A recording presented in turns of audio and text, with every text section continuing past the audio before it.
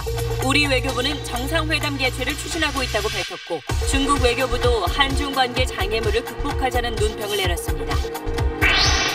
MBC 대주주인 방송문화진흥회의 이사진 가운데 공석이었던 두 자리에 현 정부 성향 인사들이 선임됐습니다.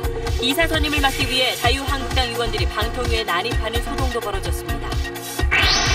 자유한국당은 공영방송 장악을 위한 날치기라며 내일부터 국정감사에 전면 불참하기로 결정했습니다. 한국당은 후임 이사 추천이 자신들 몫이라고 주장했지만 민주당은 적반하장이라며 일축했습니다. 3분기 경제 성장률이 1.4%로 7년 만에 최고치를 경신했습니다. 깜짝 성장으로 정부의 연간 성장률 목표 3% 달성도 확실시되고 있습니다. 세월호 선체 수색이 이달 말 끝날 예정인 가운데 미 수습자 가족들이 수색 기간을 연장해달라고 요구했습니다. 가족들의 애타를 호소해 정부가 수색 연장을 고심하고 있습니다.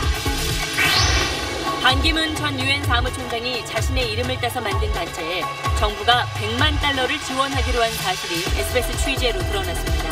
아직 대소식도 안 한 민간단체, 제대로 된 심사 없이 나라표를 지원하는 것이어서 논란이 예상됩니다. 신안 선마을 학부모들이 여교사를 집단 성폭행한 사건과 관련해 2심 재판부가 인정하지 않은 공모 혐의를 대법원이 유죄로 보고 재판을 다시 하라고 결정했습니다. 피고인 3명의 형량이 늘어날 전망입니다. 서울의 한 사립중학교에서 교사가 학생을 꾸짖으며 뜨겁게 달군 쇳덩어리를 팔에 대 화상을 입혔습니다. 아동학대로 볼 수 있는데도 학교 측은 신고하지 않아 은폐하려 했다는 의혹도 나옵니다. 미국 하와이의 호놀룰루시가 길을 걸으며 스마트폰 사용하는 걸 금지하는 법을 만들어 시행에 들어갔습니다. 보행 중 스마트폰을 사용하는 일명 스몬비족에겐 최고 $99의 벌금이 부과됩니다.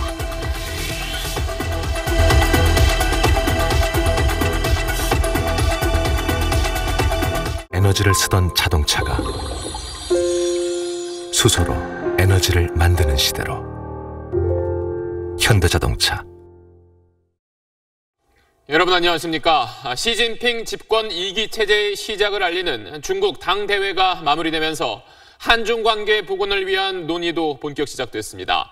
사드 문제의 돌파구를 찾기 위해서 현재 두 나라 사이의 물밑 접촉이 한창인데 이전보다 분위기가 상당히 좋다는 이야기가 나오고 있습니다. 오늘 첫 소식 먼저 남승모 기자입니다. 외교부는 오늘 정례 브리핑을 통해 한중 정상회담 개최를 위한 양국 간 협의가 진행 중이라고 밝혔습니다. 우리 대통령의 방중에 대해서 원칙적인 합의가 있었습니다. 그래서 관련 외교 채널을 통해서 관련 협의가 진행되고 있습니다.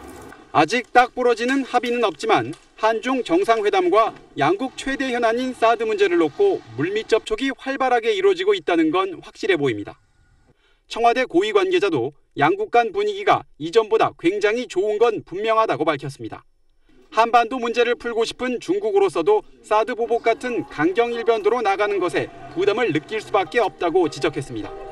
한반도를 둘러싼 6나라 관계가 한미일 삼각공조대 북중러 구도 고착화로 이어지면 중국으로서도 손해라는 걸 모르지 않을 거라는 설명입니다.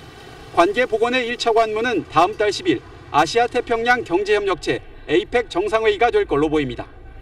포인트는 양국 정상이 또 만나서 사드 돌파구를 마련할 수 있느냐입니다. 그럴 경우 문재인 대통령의 연내 방중과 시진핑 주석의 내년 2월 평창 동계올림픽 참석이 동시에 성사될 수 있다는 관측도 조심스레 나오고 있습니다. SBS 남승모입니다. 중국 정부의 태도에서도 분명한 변화가 감지됐습니다. 한국과 중국 두 나라가 장애물을 함께 극복하고 관계 회복에 나서자고 중국 외교부가 오늘 공식적으로 밝혔습니다. 계속해서 베이징 정성엽 특파원입니다. 공산당 최고 지도부 인선 하루 만에 중국 정부가 한중 관계 개선 의지를 밝혔습니다. 중국 외교부는 정례 브리핑을 통해 사드 갈등으로 인한 한중 관계의 장애물을 함께 극복하자고 밝혔습니다. 逐渐恢复两国的各个领域的友好的交往，推动两国关系进一步健康稳定的向前发展。 또 중국 정부가 한중 관계를 매우 중요하게 생각한다는 점도 새삼 확인했습니다. 两国在经贸、人文等各个领域的合作，给两国人民带来了实实在在的好处。 사드 철회만이 한중관계 회복의 유일한 길임을 반복하던 기존 태도와는 분명히 달라졌습니다. 당대회 전후에 진행된 한중 통화수합 연장 체결과 양국 국방장관 회담도 같은 맥락으로 이해되고 있습니다.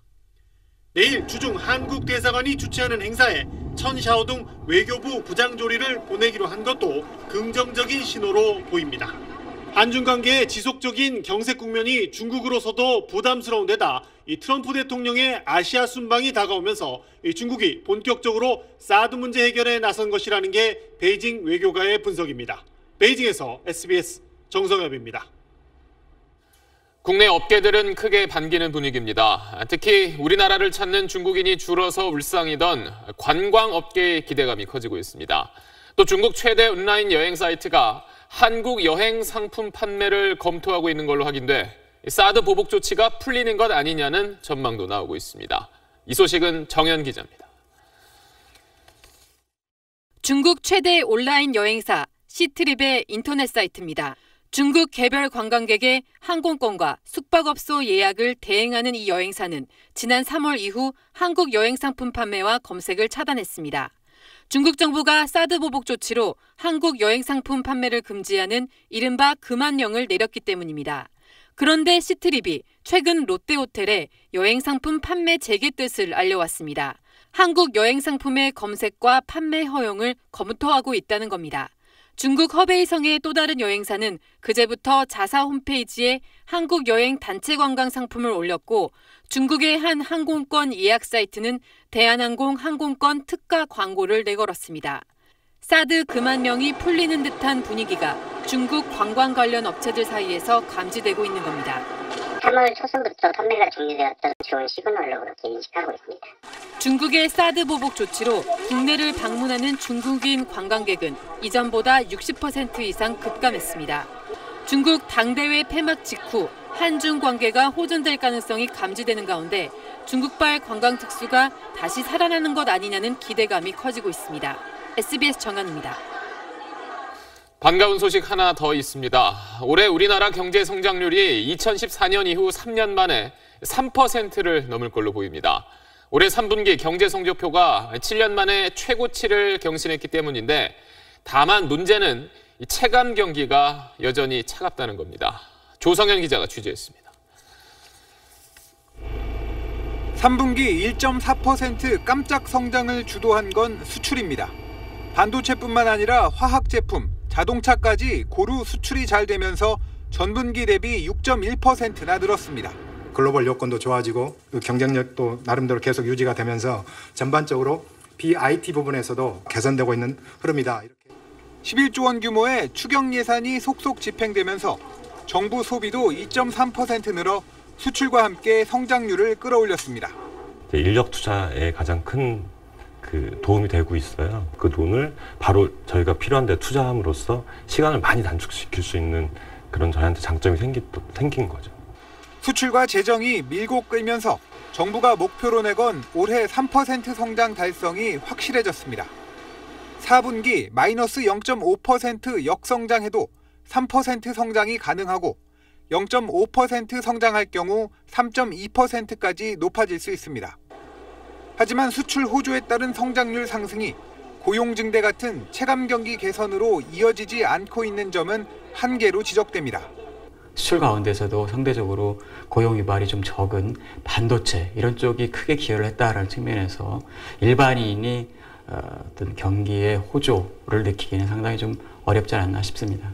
성장률이 3%를 넘길 경우 사상 최저 수준을 유지하고 있는 기준금리 인상 요인이 될 수도 있어 우리 경제에 또 다른 변수가 될 전망입니다. SBS 조성현입니다. MBC 파업 사태가 50일을 넘긴 가운데 MBC 대주주인 방송문화진흥회의 보궐이사 2명이 오늘 선임됐습니다. 이사회 내부 구성이 달라지면서 이제 김장겸 MBC 사장의 해임도 가능해졌습니다. 이에 자유한국당 의원들이 강하게 반발하면서 방통위에 난입하는 소동까지 벌어졌습니다. 먼저 김수영 기자입니다. 이른 아침부터 자유한국당 의원 15명이 방송통신위원회에 들이닥쳤습니다. 방통위가 MBC 대주주 방송문화진흥회의 보궐이사를 선임하는 것을 막기 위해서입니다. 한국당 의원들은 후임 이사 추천은 자신들 몫이라고 주장하며 거칠게 항의했습니다. 한국당에서 추천한 인사를 후임 보궐 인사로 우리는 선출하겠다. 그 여부를 우리 확답을 듣고 싶어서 이 자리에 온 겁니다. 이 정부의 꼭두각시로 행동을 하시고 그 진도를 나갔다고 저희들은 규정할 수밖에 그렇게 없기 때문에 저를 꼭두각시 이런 말씀하시는 것도 제가 몹시 듣기 거북하고요. 뭐가 거북해요 지금? 어제로 예정됐던 보궐이사 선임을 하루 미룬 데 대한 이호성 방송통신위원장의 해명이 논란을 키웠습니다. 엄청난 압력을 받고 특히 고영주 이사장께서 잘못된 시그널로 받아들이고 있구나 하는 생각이 들어서 오늘 하게 된 겁니다. 청와대라고 우리가 짐작하는데 맞습니까? 아니. 의원들은 비공개 회의를 방청하겠다며 회의장 진입을 시도하기도 했습니다. 3시간여의 실랑이 끝에 열린 회의에서 상지대학교 김경환 교수와 이진순 민원연 정책위원이 박문진 이사로 선임됐습니다. 현 정부 성향의 이사들이 이사회의 다수를 차지하게 되면서 고영주 이사장의 불신임은 물론 김장겸 MBC 사장의 해임까지 가능하게 됐습니다. 방통위는 KBS 이사회의 보궐이사도 다음 주 중에 결정할 예정이어서 공영방송 파업 사태가 막판 고비를 맞고 있습니다. SBS 김수영입니다. 네, 자유한국당은 이에 그치지 않고 의원총회를 열어 내일부터 국정감사를 전면 거부하기로 했습니다.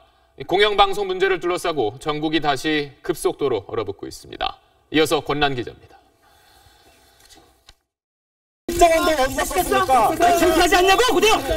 KBS에 대한 국정감사는 회의 시작 전부터 순탄치 않았습니다. 고대영 KBS 사장이 나타나자 파업 중인 노조원들이 막아섰습니다. KBS 파업 사태와 국정원 200만 수수 의혹에 대해서 한 말씀 해주십시오. 쏟아지는 질문에 고 사장은 눈을 감고 입을 닫았습니다. 당초 오전 10시로 예정됐던 KBS 국감은 자유한국당 의원들이 방통위 항의 방문으로 국감장에 나오지 않으면서 파행됐습니다. 오후 들어 한국당 의원들이 돌아왔지만 거친 공방만 주고받다 다시 중단됐습니다. 이 반민주적인 반헌법적인 그런 과정이 아닌가. 피감 기관을 대상으로 해서 국감을 하려고 하는 것 자체를 방해까지 하시는 겁니까? 그건 월권이죠. 한국당은 긴급 의원총회를 열고 내일부터 국정감사 전면 불참을 선언했습니다. 이호성 위원장에 대해서 해임 촉구 결의안을 오늘 보궐 인사로 인선된 분들에 대해서는 임명 효력 정지 가처분 신청을 내일 내기로 했습니다. 민주당은 국민에 대한 도리가 아니라며 한국당을 강하게 비난했습니다. 국정감사는 어느 한 정파의 이해관계 때문에 중단될 수 없는 중요한 국정 기능입니다. 지난달 MBC 김장겸 사장 체포영장 발부를 비판하며 국회 일정을 보이콧했던 한국당이 한 달 보름 만에 다시 MBC 문제를 계기로 국감 전면 거부란 강공을 선택했습니다. SBS 권란입니다. 한 중학교 교사가 뜨겁게 달군 쇳덩어리를 학생 팔에 대서 화상을 입혔습니다. 이 교사는 지난해에도 다른 학생을 다치게 한 적이 있는데 그때도 징계를 받지 않았습니다. 이 문제의 교사 잠시 뒤에 자세히 전해드리겠습니다.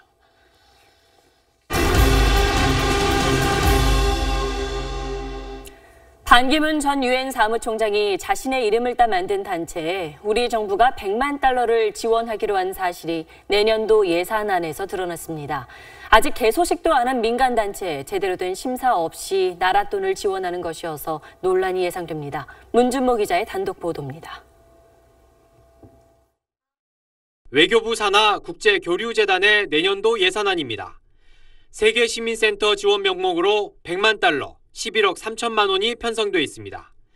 예산을 어떻게 쓸지 구체적인 내역도 없고 사업 계획도 빈곤투성입니다.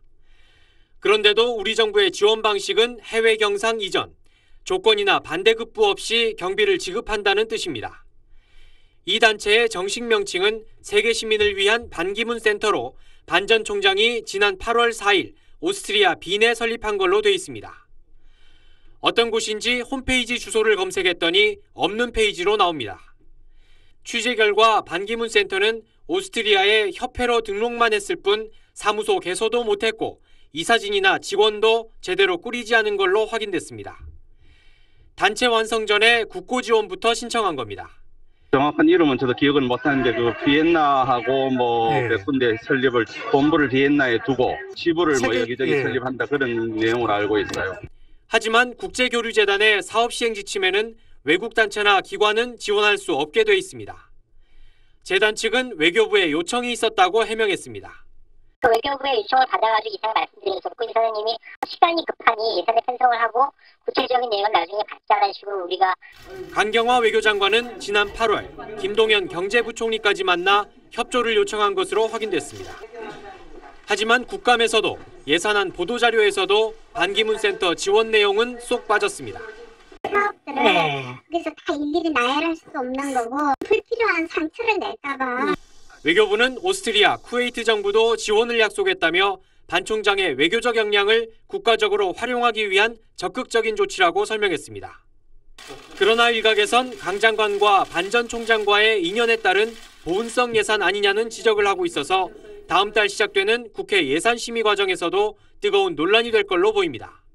SBS 문준모입니다. 세월호 인양 이후 6개월 넘게 선체 수색 작업을 해왔지만 아직 미수습자 5명이 돌아오지 못했습니다. 끝까지 포기하지 말아달라는 가족들의 애타는 호소에 정부는 이달 말까지인 수색 기간을 연장할지 고심하고 있습니다. 박민아 기자가 취재했습니다. 지난 4월 수색 작업이 시작된 이후 세월호 선체와 침몰해역에서 수습된 희생자는 4명. 하지만 아직 단원고 남현철군, 박영인 군, 양승진 교사와 일반 승객 권재근, 권혁규 부자 등 5명은 아직 돌아오지 못했습니다. 침몰 해역 수색은 그제 이미 끝나 작업선이 철수했고 이달 말 종료를 목표로 진행된 선체 수색 작업은 거의 마무리 단계입니다. 미수습자 가족들은 펄이 가득 차 있는 기관실과 엔진룸에 대한 수색이 미흡했다며 수색 기간 연장을 애타게 호소했습니다. 없는 것을 만들어 달라는 것이 아니라 찾지 못한 가족을 여한이 남지 않게 최선을 다해 찾아달라는 것입니다. 세월호 선체조사위원회도 기관실에 대한 추가 수색이 필요하다는 입장을 해양수산부에 전달했습니다. 또 세월호가 급선회한 해역과 인양 후 바지선에 옮겨진 해역, 또 동거차도 등 근처섬 연안에 대한 추가 수색 방안도 추진하고 있습니다. 해수부는 전문가들의 자문을 구하며 수색 연장 여부를 고심하고 있습니다. 선체조사위원회는 보다 정밀한 수색과 조사를 위해 지금 옆으로 누워있는 세월호 선체를 바로 세울지 여부를 내일 결정할 예정입니다. SBS 박민아입니다. 이렇게 길을 걸을 때조차 휴대전화에서 눈을 떼지 못하는 사람들을 스몬비라고 부릅니다. 스마트폰과 좀비를 합쳐 만든 신조어인데 이런 사람들이 워낙 많지요. 갖가지 형태의 사고도 속출하자 급기야 미국 하와이 호놀룰루시는 걸을 때 스마트폰 사용을 금지하는 법을 만들어 오늘부터 시행에 들어갔습니다. 한세연 기자입니다. 휴대전화에 얼굴을 박은 채 길을 걷는 사람들. 부딪히고, 들이받고, 넘어지고, 물에 빠지기까지 합니다. 걸으며 휴대전화를 쓰다 발생한 이른바 스몬비 사고입니다. 다양한 표지판을 세우고 신호등도 바닥에 설치해보지만 사고는 좀처럼 줄어들지 않습니다. 실제로 미국 내 보행자 사망 사고는 지난 2년 새에 20% 넘게 증가했는데 스마트폰 사용이 주된 원인으로 분석됐습니다. 상황이 심각해지자 미국 하와이의 호놀룰루시가 법안을 만들어 오늘부터 시행에 들어갔습니다. 이름하여 산만한 보행 금지법으로 보행 중 스마트폰을 사용하다 적발되면 최고 $99, 우리 돈 11만 원까지 벌금을 물게 됩니다. Just looking down for one text, you can have your eyes off the road for up to 5 seconds. 휴대전화뿐 아니라 태블릿 PC와 전자책, 게임기도 단속 대상에 포함됩니다. 이 법안 시행으로 연간 900만 명에 달하는 관광객들이 불편을 겪을 수도 있지만 호놀룰루시는 스몬비 사고가 크게 줄어 더 안전한 여행이 될 걸로 기대하고 있습니다. SBS 한세연입니다. 일명 스몬비 문제는 우리에게도 해당되지요. 스마트폰과 관련한 보행자 교통사고가 매년 빠르게 늘어나고 있습니다. 우리나라엔 아직 스몬비 관련 규제는 없는데 대책과 함께 개개인의 인식 변화가 필요해 보입니다. 김혜민 기자입니다. 도로를 건너는 보행자들이 주위 한번 둘러보지 않은 채 스마트폰에만 집중합니다. 승합차가 뒤에서 다가와도 알아차리지 못하고 지나가는 트럭이 경적을 울려도 스마트폰만 들여다봅니다. 차량이 오는 걸 모르고 신호 바뀐 것도 모르고 걷는 경우가 있거든요. 그래서 핸드폰 보다가 이제 좀 위험했던 경우가. 길을 걸으면서 스마트폰을 사용하다 발생하는 교통사고는 매년 증가하고 있습니다. 한 보험사에서 스마트폰을 사용하다 사람과 차량이 부딪힌 교통사고를 집계해보니 2011년 87건에 머물렀지만 지난해엔 162건까지 급증했습니다. 2배 가까이 늘어난 수치입니다. 실제로 스마트폰을 보면서 걸으면 시야가 매우 좁아집니다. 사람이 앞을 보며 걸을 땐 시야는 120도에서 150도 정도지만 스마트폰에 집중하면 10도에서 20도에 불과합니다. 수문비 관련 사고가 일어나게 된다면 법 제한을 하는 방안도 고려를 해봐야 될 거라는 생각이 들고요. 근데 무엇보다도 이 보행자의 인식 변화가 가장 중요할 거라는. 우리나라에서도 지난 6월 일부 국회의원들이 횡단보도를 건널 때 문자를 주고받거나 동영상 시청 등을 하면 과태료를 부과하는 법안을 발의해 현재 국회에 계류 중입니다. SBS 김혜민입니다. 지난해 5월 신안군 섬마을에서 학부모들이 초등학교 여교사를 집단 성폭행한 충격적인 사건이 있었죠. 1, 2심 재판에서 형량이 예상보다 낮았는데 이유는 성폭행 범죄 전 피고인들이 한 차례 미수에 그쳤던 걸 공모하지 않은 개별 범행으로 판단했기 때문입니다. 하지만 대법원 판단은 달랐습니다. 임찬종 기자의 보도입니다. 지난해 5월 전라남도 신안군의 한 섬마을에서 초등학교 여교사가 성폭행을 당했습니다. 학부모 등 3명이 식당에서 술을 권해 여교사를 취하게 한 뒤 관사로 데리고 가 성폭행한 겁니다. 여교사의 신고로 구속된 3명은 성폭행 사실은 인정하면서도 범행을 공모한 혐의는 부인했습니다. 전혀 공모를 안 하셨나요? 1심과 2심도 성폭행 혐의에 대해선 유죄를 선고했지만 공모 혐의에 대해선 일부 무죄를 선고했습니다. 5월 21일 자정 이후 실제로 성폭행을 할 때는 서로 공모했지만 자정 이전에 성폭행을 하려다 미수에 그쳤을 땐 공모하지 않았던 겁니다. 이에 따라 1심과 2심에선 검찰 구형량보다 낮은 형량이 선고됐습니다. 이에 대해 대법원은 처음부터 짜고 범행한 것으로 판단된다며 다시 재판하라고 판결했습니다. 관사 앞에 나란히 차를 주차하고 일부러 관사문을 열어놓고 나오는 등 피고인들이 진술과 달리 서로 공모했던 정황이 많다고 판단했습니다. 간접 사실이나 정황 사실에 비추어 공모 관계가 증명되는지 치밀한 관찰과 분석을 통해 그 여부를 따져보아야 한다며 유죄 취지로 파기환송한 판결입니다. 공모 혐의가 인정되면 다른 사람의 범행에 대해서도 책임을 져야 하는 만큼 형량이 늘어날 전망입니다. SBS 임찬종입니다. 한 중학교 교사가 뜨겁게 달군 쇳덩어리를 학생 팔에 가져다 대서 화상을 입게 했습니다. 이 교사는 지난해에도 다른 학생의 무릎을 발로 차서 다치게 했는데 지금까지 아무런 징계를 받지 않았습니다. 심각한 폭력도 덮고 넘어가려는 사립학교의 행태, 김종원 기자가 취재했습니다. 중학교 1학년 학생이 팔에 화상을 입은 상처입니다. 화상을 입힌 건 과학교사인 박모 씨. 지난달 초 과학 수업 시간 중에 쇠공과 쇠고리로 이루어진 실험 도구를 가스토치로 달군 박 교사. 잠시 후 책을 펴지 않고 떠드는 학생을 꾸짖으면서 달군 쇳덩이를 학생 팔에 가져다 댔습니다.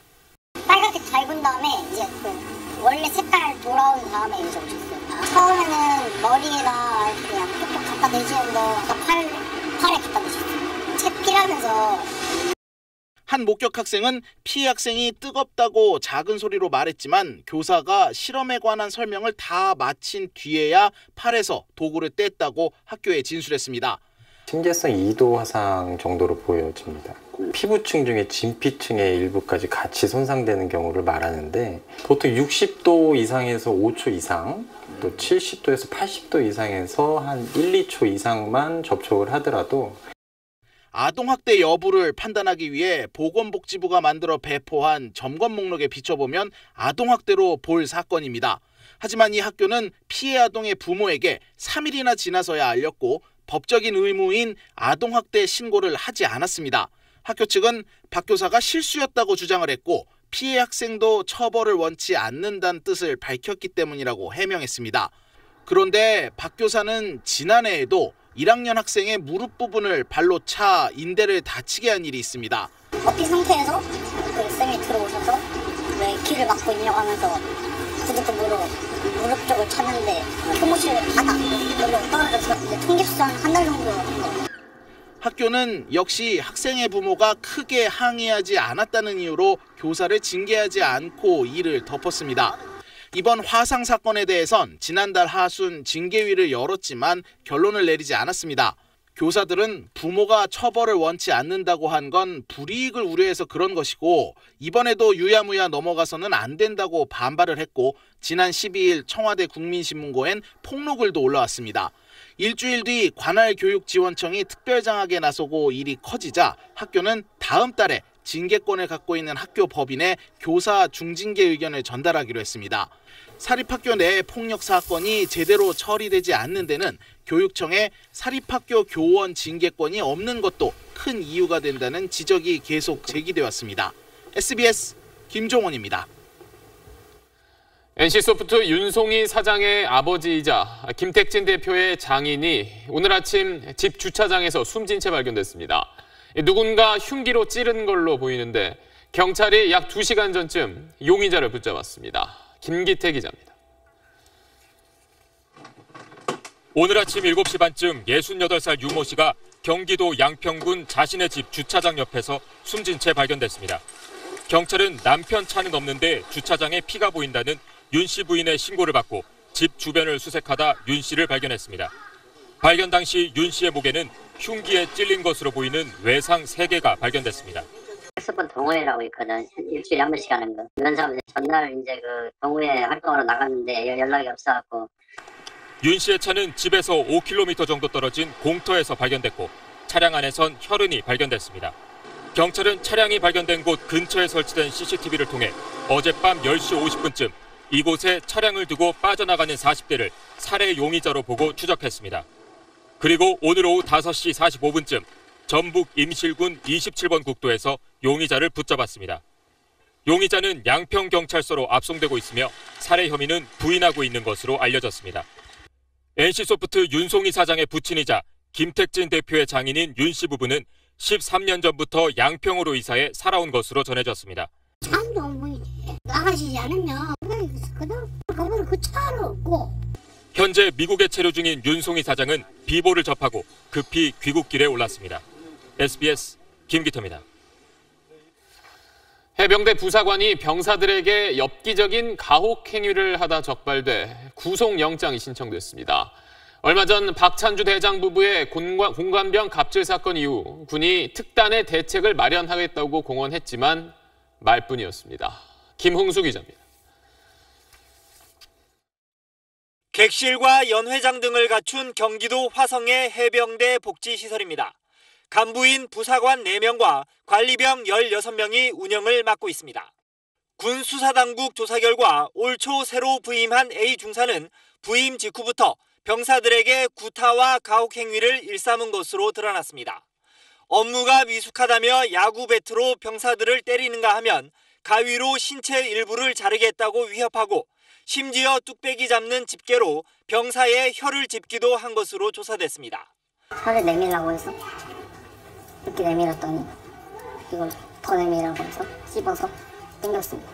이런 가혹 행위는 지난 3월부터 최근까지 이어졌고 피해 병사만 6명에 달하는 걸로 조사됐습니다.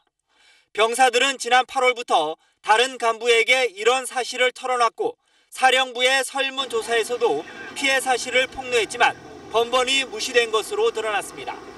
해병대 사령부는 최근 언론 취재가 시작되자 조사에 나섰고 어제서야 가해 부사관에 대해 구속영장을 신청했습니다. 해병대 사령부는 병사들의 진술이 상부에 보고되지 않은 보고 누락 경위에 대해서도 철저히 조사해 엄정 조치하겠다고 밝혔습니다. SBS 김웅수입니다. 일부 몰지각한 사람들로부터 인격 모독에 가까운 폭언을 들을 때가 있는 콜센터 직원들은 우리 사회의 대표적인 감정 노동자입니다. 한 카드사 상담원이 이런 진상 고객을 상담하다가 전화를 끊었는데 회사로부터 해고 통보를 받았습니다. 조기호 기자가 취재했습니다. 신용카드사 콜센터 직원 A씨가 한 고객의 전화를 받은 건 지난달 16일 토요일입니다. 이 고객은 대뜸 카드가 안 와서 분실 신고를 했다고 말합니다. 상담원 A씨는 이틀 전 신규 발급돼 배송 중이라고 안내합니다. 그래도 고객은 카드가 어디 있느냐고 따집니다.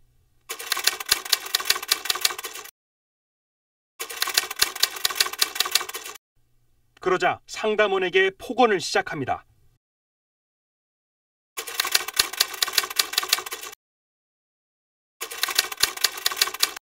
폭언을 계속하면 상담이 어렵다는 말도 소용없었습니다.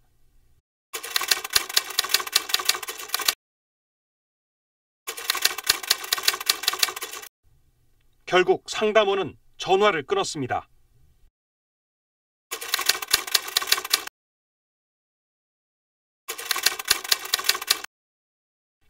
(3분도) 안 돼 이 고객은 콜센터에 다시 전화해 A씨의 사과를 요구했습니다. 콜센터 관리자는 A씨에게 고객에게 사과하라고 했고 A씨가 사과를 할 수 없다고 하자 바로 해고를 통보했습니다. 사과전화 못한다고 그러니까 당연히 퇴사 짐 싸서 비면 나가라고 지시하셨잖아요. 계속 말씀을 드렸잖아요. 그런 부분을 진행해서 수용할 수 있는지. 그게 수용이 안 된다고 하니까 말씀을 드린 거고. 좀 많이 모멸감도 들고 이걸 해야 되나라는 생각도 계속 들죠. 관리자한테 들은 얘기로는 상담원들은 욕바지다. 우리가 여기서 할 수 있는 게 뭐가 있냐. 욕바지밖에 없다. 카드사 콜센터 측은 부당 해고 소지가 있어 해고 통보를 한 날 다시 출근하라고 했다고 밝혔습니다. 하지만 이후 A씨를 업무에서 배제시켰습니다. 이제까지 제가 했던 업무를 다 듣고 다시 거기에서 잘못한 부분 찾아갖고 쓰라고 하니까 이게 무슨 또 다른 징계의 형태인 거잖아요. 카드사와 콜센터 측은 재교육 차원이었다며 A씨가 상처를 받았다면 사과한다고 밝혔습니다. SBS 조교입니다. 배우 송선미 씨 남편 피살 사건을 수사해온 검찰이 이번 사건은 수백억 원대 재산을 둘러싼 청부살인이라고 결론 내렸습니다. 20억 원을 주겠다며 살인을 사주한 사람은 피해자의 외사촌이었습니다. 윤나라 기자입니다.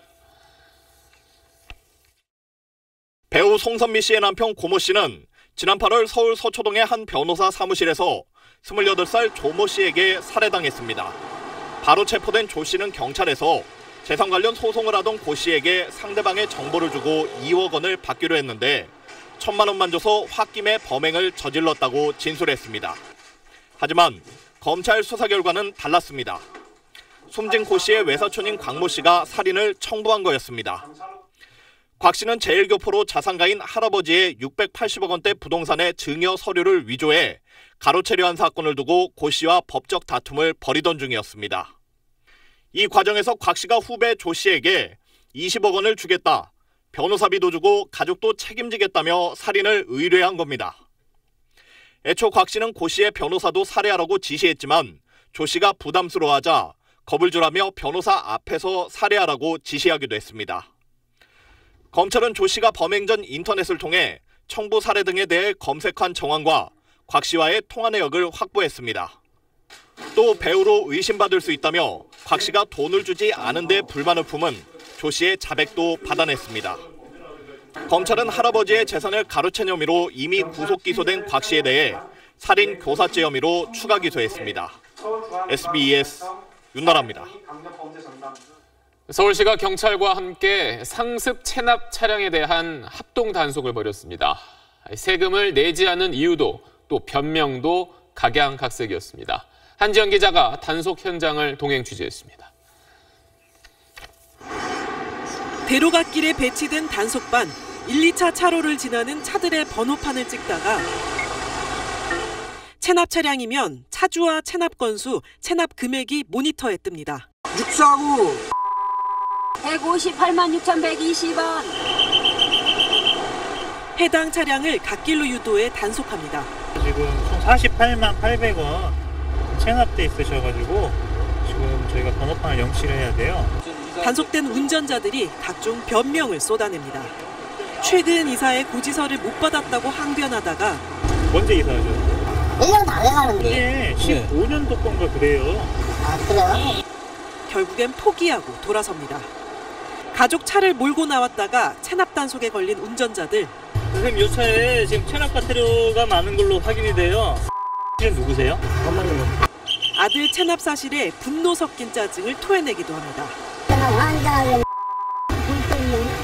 계좌번호 주소. 아, 나 참. 때문에 하지 모르겠어. 이틀 연속 번호판을 떼게 된 운전자는 격하게 반응합니다. 어디도 새벽에 뛰어갔는데 일을 못 봤어요. 아저씨, 이 마이크 낼 때를 부셔야 되겠어요? 아니, 왜요? 왜 쳐요? 서울시는 오늘 하루 체납 차량 650대를 적발하고 7,500만 원을 징수했습니다. 서울시가 집계한 자동차세와 과태료 체납액은 각각 625억 원, 2,039억 원에 달합니다. SBS 한지연입니다. 다른 사람에게 차를 판 뒤에 그 차를 다시 훔친 일당이 붙잡혔습니다. 처음 팔 때부터 돈만 챙기고 차는 도로 가져올 생각으로 이 차에 위치 추적기를 달아뒀습니다. 김관진 기자입니다.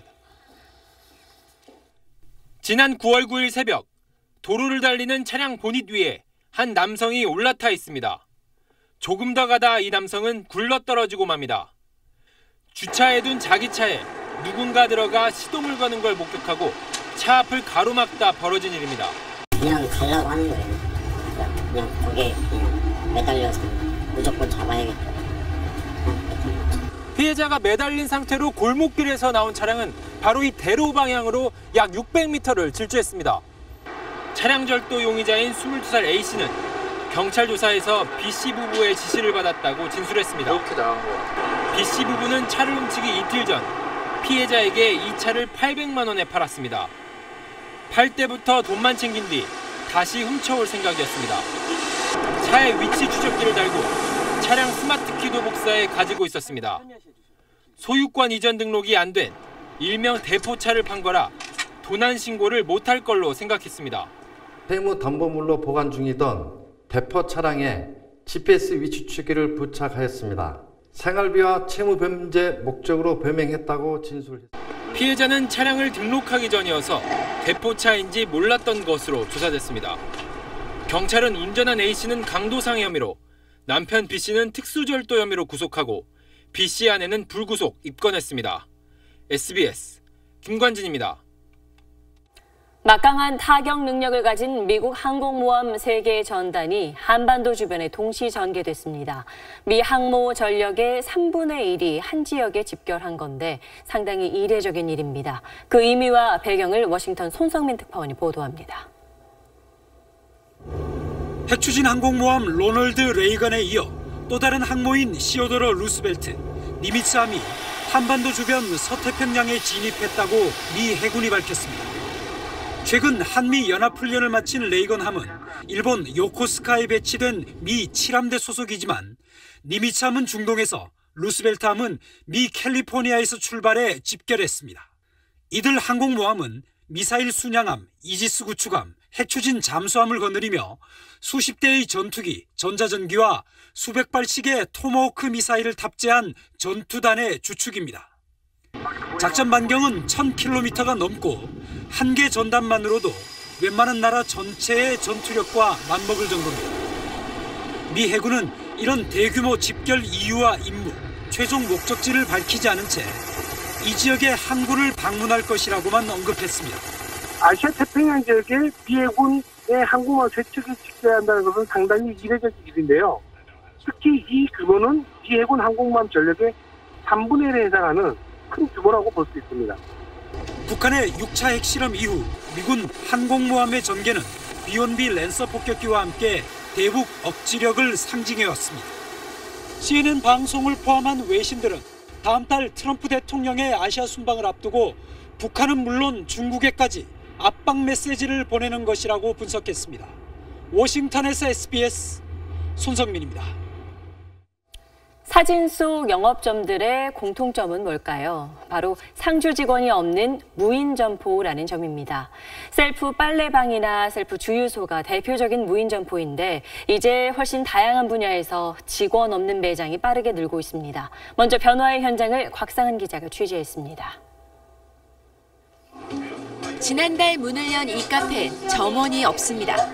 터치스크린을 통해 주문하고 신용카드로 결제하면 갓 추출된 원두커피가 나옵니다.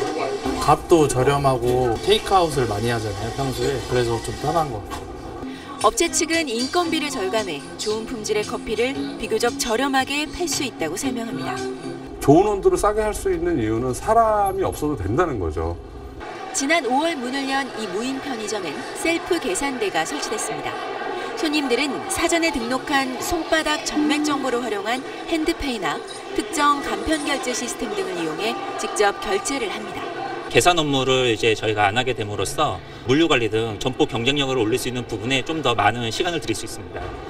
이 편의점은 심야 시간대에만 무인 점포로 변신합니다. 새벽 근무자를 구하기 어려운 현실을 감안한 겁니다. 출입과 결제는 신용카드로 이루어지기 때문에 이 과정에서 보안에 필요한 신원 확인이 가능합니다. 사물 인터넷, 생체 정보 활용 기술 등 이른바 4차 산업의 발전에다 최저임금 상승으로 자영업자들의 인건비 부담 우려가 커지면서 무인 점포는 계속 늘어날 전망입니다. SBS 곽상은입니다. 비용 절감에 대한 기대감으로 무인 점포가 늘어나고 있지만 그만큼 일자리가 사라질까 걱정이 큽니다. 무인 점포의 부작용은 뭔지, 어떤 대책을 마련하면 좋을지 이어서 정혜경 기자가 보도합니다. 24시간 운영되는 시중은행의 한 무인 점포입니다. 지문과 같은 생체 인증을 통해 직원 도움 없이도 은행 업무의 90% 이상을 처리할 수 있습니다. 정보기기 이용에 익숙한 젊은 층은 더 편리해졌다며 반깁니다. 무인 점포 생기면 빨리빨리 사람들도 나가고 들어오고 할 수 있으니까 저는 더 편할 것 같아요.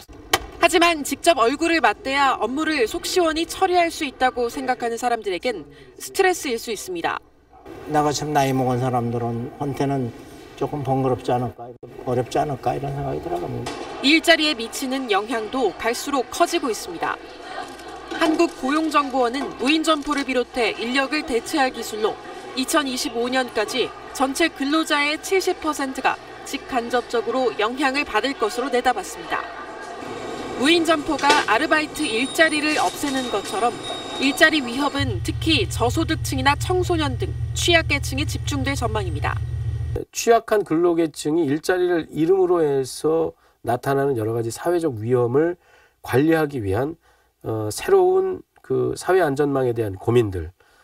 무인 점포 확산에 따른 부작용을 최소화하기 위해 일자리를 잃은 사람들에 대한 대책 같은 사회 안전망 확충이 서둘러 마련돼야 한다는 목소리가 높습니다.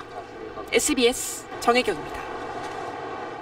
공연장에 가면 가만히 앉아서 보기만 하는 게 아니라 같이 노래하고 같이 춤추고 싶어질 때가 있죠.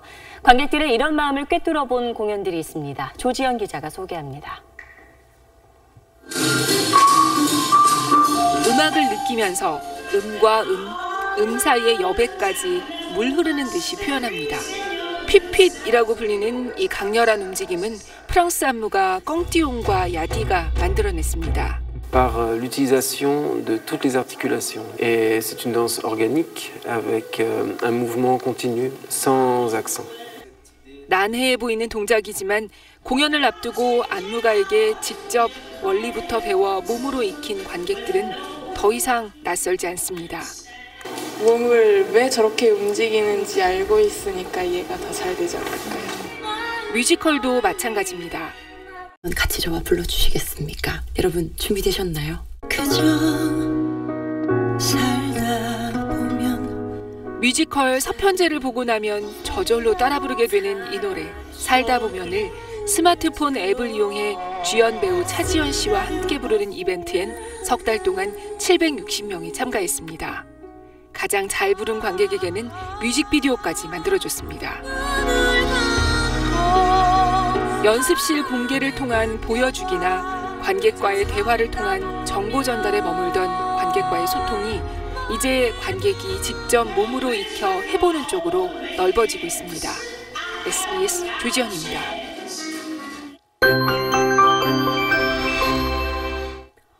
종일 뿌연 하루였습니다. 구름이 가득 덮인 데다가 오늘 공기 중에 오염물질이 쌓이면서 미세먼지 농도가 평소보다는 높은 곳이 있었는데요.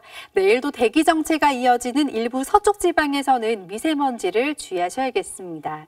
하늘은 다시 맑아지겠습니다. 주말까지 낮 기온이 크게 오르겠는데요. 내일 서울의 한낮 기온은 22도, 모레는 24도 안팎까지 오르겠습니다. 아침 저녁으로는 쌀쌀하지만 한낮에는 온화한 늦가을 날씨가 이어지겠습니다. 태풍 사울라는 일요일쯤 일본 남쪽까지 올라오겠고요. 이후에는 일본 남해안을 따라 북상할 것으로 전망되고 있습니다. 내일은 낮부터 점차 맑아지겠습니다. 서울의 한낮 기온은 22도, 대전 21도까지 오르겠습니다. 날은 점차 건조해지면서 제주 산간으로는 건조주의보가 내려졌습니다. 다음 주 초반에는 서울의 아침 기온이 4도 안팎까지 뚝 떨어지겠습니다. 내셨습니다. 네, 우리나라 사람들은 하루 평균 5시간 가까이 스마트폰을 씁니다. 그 긴 시간 동안 편리함과 정보를 얻는 사이 어쩌면 더 많은 걸 놓치고 있는지도 모릅니다. 소중한 사람과 함께 있거나 길을 걸을 때만이라도 스마트폰 잠시 잊는 게 어떨지요. 뉴스 마치겠습니다. 고맙습니다.